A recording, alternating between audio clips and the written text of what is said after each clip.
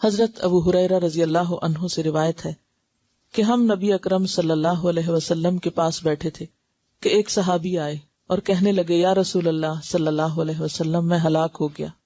نبی اکرم صلی اللہ علیہ وسلم نے پوچھا کیا بات ہے؟ اس نے کہا میں روزے کی حالت میں بیوی سے صحبت کر بیٹھا ہوں۔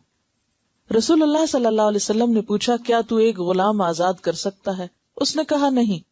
نبی اکرم صلی اللہ علیہ وسلم نے پھر دریافت کیا کیا 2 ماہ کے مسلسل روزے رکھ سکتے ہو؟ اس نے کہا نہیں۔ نبی اکرم صلی اللہ علیہ وسلم نے پھر پوچھا کیا 60 مسکینوں کو کھانا کھلا سکتے ہو؟ اس نے عرض کیا نہیں۔ نبی اکرم صلی اللہ علیہ وسلم نے فرمایا اچھا بیٹھ جاؤ۔ نبی اکرم صلی اللہ علیہ وسلم تھوڑی دیر رکے۔ ہم بھی اسی حالت میں بیٹھے تھے کہ نبی اکرم صلی اللہ علیہ وسلم کی خدمت میں کھجور کا ایک عرق لایا گیا۔ عرق بڑے ٹوکرے کو کہا جاتا ہے۔ نبی صلی اللہ علیہ وسلم نے فرمایا مسئلہ پوچھنے والا کہاں ہے؟ اس نے عرض کیا میں حاضر ہوں۔ نبی اکرم صلی اللہ علیہ وسلم نے فرمایا یہ کھجوریں لے جاؤ اور صدقہ کر دو۔ اس نے عرض کیا یا رسول اللہ صلی اللہ علیہ وسلم کیا صدقہ اپنے سے زیادہ محتاج لوگوں کو دوں؟ واللہ مدینہ کی ساری آبادی میں کوئی گھر میرے گھر سے زیادہ محتاج نہیں۔ رسول اللہ صلی اللہ علیہ وسلم ہنس دیے یہاں تک کہ نبی اکرم صلی اللہ علیہ وسلم کی ڈاڑیں نظر آنے لگی۔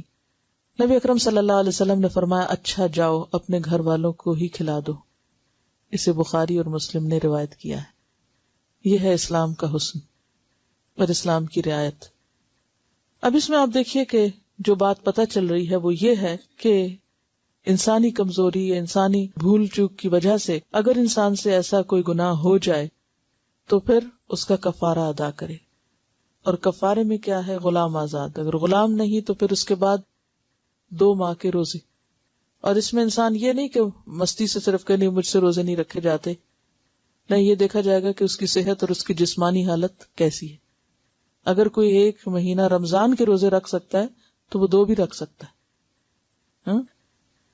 تو یعنی جو شخص رمضان کے روزے رکھ لے تو پھر اس کا مطلب یہ ہے کہ وہ اس قابل ہے۔ اور اگر کوئی بیمار ہے یا معذور ہے اور وہ روزے نہیں رکھ سکتا تو پھر وہ 60 مسکینوں کو کھانا کھلائے گا۔ اور اگر کوئی غریب ہے اور وہ نہیں کھلا سکتا تو پھر اس کو کچھ دیا جائے گا کہ وہ آگے کسی کو کھلا سکے۔ اب آپ نے یہ نہیں کہا اچھا پھر جاؤ تم کچھ بھی نہ کرو، کہا بیٹھ جاؤ۔ اور بٹھایا کس لیے؟ کہ کوئی اس کی مدد کی جائے تاکہ وہ اپنا کفارہ ادا کر سکے، کیونکہ روزے کی عبادت اتنی اہم عبادت ہے کہ یہ نہیں کہ ایسے ہی انسان جان بوجھ کے توڑ دے، اس کو مذاق میں توڑ دے یا کسی وجہ سے یا مستی میں، اور پھر اس کے بعد کہ نہیں وہ تو فلاں صحابی نے ایسا کیا تھا، انہوں نے کچھ بھی نہیں کیا تھا تو میں بھی کچھ نہیں کر۔ نہیں، اس سب کے پیچھے وجہ ہے، کیونکہ انتہائی فقیر شخص تھا، لہٰذا غلام کہاں سے آزاد کرتا؟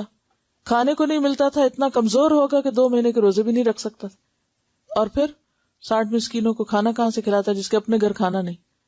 لیکن پھر ایسے شخص کے لیے کیا کیا جائے کہ دوسرے اس کی مدد کریں تاکہ وہ اپنا کفارہ ادا کرے۔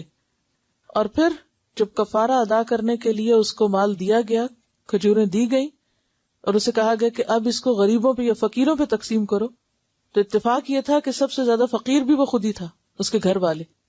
تو پھر آپ صلی اللہ علیہ وسلم نے اس کے گھر والوں کے لیے ہی وہ کھجوریں، یعنی کفارت اس مرد کو خود دینا تھا نا، فقیر بچے تھے یا گھر والے تھے، تو اس لیے اسی کے گھر والوں کو وہ کفارے کا مال دلوا دیا گیا۔